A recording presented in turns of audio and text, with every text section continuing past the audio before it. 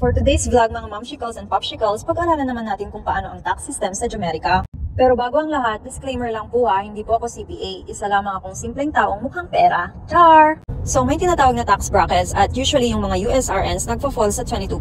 Pero hindi lahat kasi yung iba, rich and famous, mas mataas pa dyan. So ito yung ginawa kong table at binase ko yung information from IRS. Kung mga moms and pops, makikita nyo yung tax bracket ay magkakaiba depende kung single ka, married pero filing jointly or separately. Plot twist! Hindi pala 22% yung tax rate nyo kahit na nagpo-fall kayo dun sa range na binigay. Kasi may tinatawag na standard deduction amount sa single or married filing separately, 14,600. Para sa married filing jointly, 29,200 while head of household, 21,900.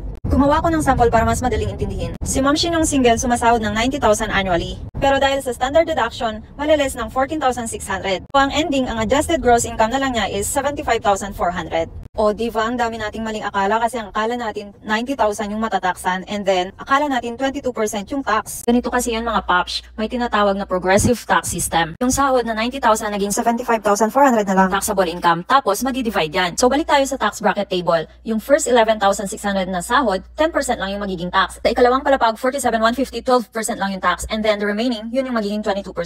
Overall, ang tax mo ay 10,480 and effective rate of 13.9%. So yung inaakala mong tax ng 90,000 na sahod mo annually na 16,588, yung totoo is 10,480 lang pala. So nakasave ka ng 6,107.